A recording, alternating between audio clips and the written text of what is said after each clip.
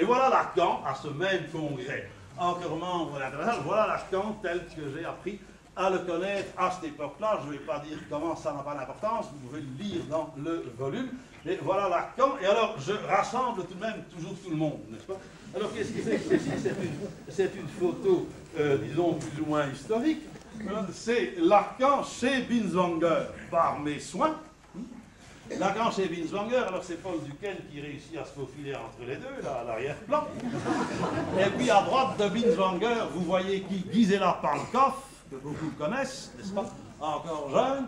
Et puis les Perrier, tous les deux disparus. Et à gauche de Lacan, Serge Leclerc, également disparu. Les copains disparaissent, n'est-ce pas, à mon âge. Et à l'extrême droite, mon troisième copain zurichois, Schwebel, un Allemand. Un petit psychosomaticien, je dirais de génie. C'est un ancien interniste devenu psychanalyste et psychiatre. Alors que Benedetti était surtout du côté des psychoses, Schwebel était le psychosomaticien. C'était les deux grands intérêts de cette époque d'expansion de la psychanalyse. Alors Lacan me demande d'arranger cette rencontre chez Binswanger, ce que je fais. Alors voilà ce document, et j'entre dans un rapport avec Lacan. Voici l'entrée dans le mouvement psychanalytique de Sandal. Je suis à Royaumont, en train, et alors ceci évoque quelque chose qui est important pour la connaissance de Lacan et pour ma propre odyssée. Lacan avait des répondants, n'est-ce pas? Et Lacan interrogeait les gens. Alors moi j'ai des tas de petites fiches, comme on dit, Lacan avait des tas de feuilles à papier, il est tout le temps en train de prendre des notes aussi, et de s'informer, n'est-ce pas, chez tout le monde, de toutes sortes de choses, tout ce qu'on peut imaginer. Et à partir des années là en cours où je suis à Zurich, je deviens un peu son informateur sur les progrès de Binswanger, de la philosophie de Heidegger, en fait tout le secteur existentiel et phénoménologique. Et le voilà en train, dans l'abbaye de Royaumont, où il y a un des congrès de la Société française de psychanalyse, le grand moment fécond, nous revoilà avec Sylvia, son épouse, n'est-ce pas, voilà, en train de m'interroger et de prendre des notes. Par exemple, quelqu'un, là, c'était, je ne sais plus qui c'était, Florence. Florence a évoqué mon ami Dragonetti. Dragonetti est devenu, à partir du moment où je l'ai fait rencontrer par Lacan, son répondant pour tout ce qui est l'amour courtois et Dante, etc. Et moi, je suis interrogé de temps en temps sur Binswanger, Heidegger, etc. J'étais interrogé d'ailleurs aussi à l'époque parisienne sur ma connaissance des textes originaux de Freud. Et voilà Lacan, Gergaud va se souvenir, n'est-ce pas? Voilà Lacan lors d'une autre équipée en direction du lac de Constance, puisqu'il participe au 80e anniversaire de Binswanger. Et après avoir fait l'excursion, nous le retrouvons sur une terrasse, n'est-ce pas? Sur une terrasse où voilà Lacan. Cette terrasse se trouve reproduite aussi dans le livre de Judith Miller, mais on a coupé, n'est-ce pas, sur la photo que voilà, on m'a coupé, ne laissant Lacan qu'en présence de l'église. Vous voyez que c'était joyeux quand nous étions à trois, et cette photo est prise par une dame qui fait partie de mes premières séminaristes à Zurich, Madame Wachler-Kuhn, n'est-ce pas? Parce que Gustave Bally, qui avait eu le coup d'œil, avait dit ce type-là, c'est moi, donc il faut le faire enseigner. Alors vous allez faire des séminaires, n'est-ce pas? Vous allez faire des séminaires sur des textes philosophiques. Heidegger, c'est important pour la formation ici des psychiatres, et vous allez faire des séminaires aussi, puisque vous commencez d'en parler, parce que je fais un séjour à Paris, n'est-ce pas, par la suite, puis je retourne à Zurich, donc ici, là, et vous allez faire des séminaires sur Lacan aussi. Je suis le premier qui a fait des séminaires sur Lacan en Suisse, Suisse romande comprise, et le premier qui a fait par la suite des séminaires sur Lacan en Allemagne.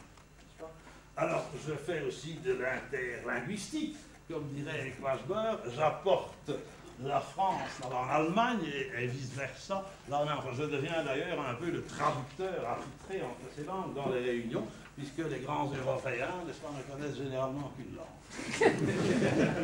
Alors voilà un psychiatre, nous apprenons un certain nombre de choses à Paris, n'est-ce pas, Henriet, compagnon d'études de Lacan en jeunesse, mais très éloigné de Lacan, et dont j'ai montré l'hôpital à Bonneval, là tout juste. Quelqu'un qui va devenir plus important pour moi, et qui est le quatrième des trois mousquetaires. Les trois mousquetaires, c'est Binswanger, Lacan et Sondy, dont nous avons parlé.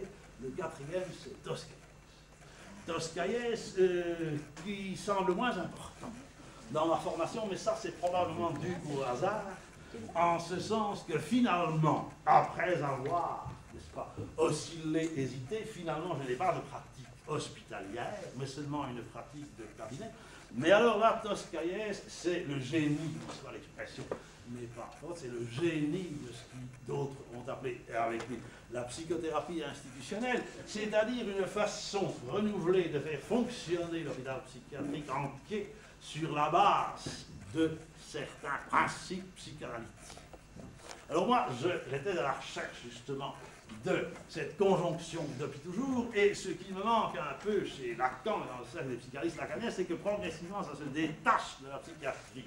Alors là, au contraire, c'est l'inverse, et évidemment, le principal élève de Toscaïès, c'est Jean-Houry, ici présent, pour mon plaisir, et avec lequel, et beaucoup d'autres, nous avons quand même à cette époque, 2 ou 3 fois par an, les fameuses réunions légendaires du GTPS, le groupe technique de psychosociologie institutionnelle, parce que voici ici le 3e personnage, c'est Guattari, et un tas d'autres gens qui sont des psychiatres d'hôpitaux. Alors Toscaïès, qui n'avait jamais, n'était jamais en besoin d'un mot qu'il ne trouvait pas, n'est-ce pas, dit au fond, il y a les psychiatres des villes, il y a les psychanalystes, il y a les psychiatres des champs, c'est nous qui faisons, et puis il y a le psychanalyste, là, le rat des villes, le rat des champs et le rat de bibliothèque, n'est-ce pas, mais le seul qui s'intéresse à tout ça, c'était moi. Et le rat de bibliothèque, eh bien justement, on lui demande d'exposer, n'est-ce pas, par-ci, par-là, voilà.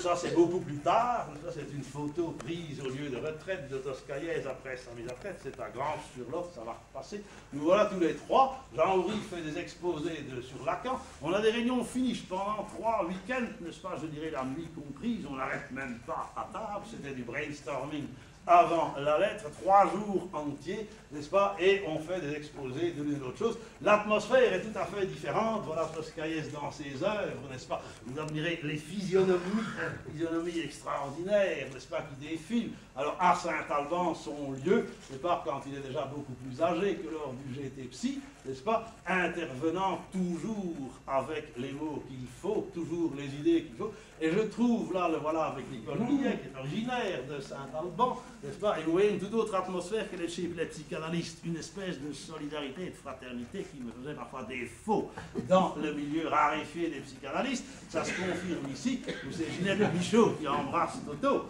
n'est-ce pas, Ginette Bichot à qui je dois d'ailleurs une partie de ses photos, et qui est peut-être dans la salle, elle aussi, je vais l'embrasser tout à l'heure comme ça. Voilà le lieu sacré de la psychothérapie institutionnelle, c'est une montagne sacrée, c'est Saint-Alban.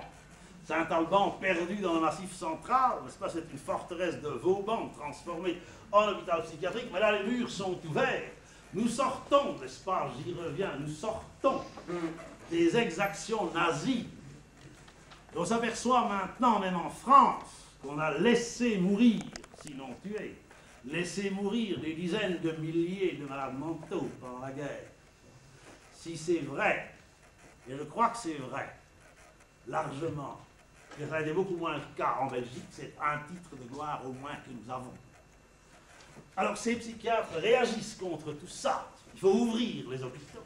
Et Toscaïès n'a pas un mort, c'est un républicain espagnol émigré en France à l'issue de la guerre. Et il n'a pas de mort, il les fait travailler au champ, d'où il ramène à manger aussi pour les autres. Et on réussit même à cacher des résistants, parfois célèbres, comme Paul Éluard, à cet endroit, Saint-Alban, où voici, n'est-ce pas, une atmosphère tout à fait différente lors des fêtes annuelles, maintenant, où on se retrouve encore, n'est-ce pas, à Saint-Alban. Alors Toscaïès cultive son accent catalan, en parlant del signifiant de Lacan. Voilà, alors quelque chose qui est très important, et voilà Houry dans son fief, à la Borde. Je n'ai pas travaillé, je ne travaille pas. C'est un peu dû au fait qu'il n'y a pas eu de clinique, peut-être de clinique psychiatrique, et au fait que je n'ai pas été à la faculté de médecine, finalement, depuis la Splitzing, n'est-ce pas, de l'université de Louvain, mais voilà un lieu fondamental où beaucoup d'anciens élèves ont passé, comme d'ailleurs certains qui sont ici, ont passé chez Toscaïès lui-même, après qu'il ait quitté Saint-Alban. Je les envoie sur place, ils se dirigent vers cette chose-là, Et voilà, donc c'est un élément super. Alors, l'autre atmosphère, Jean Houry dans ses œuvres, vous fait des annuels où on voit les patients, le personnel et tout le monde ensemble faisant du théâtre, de la musique.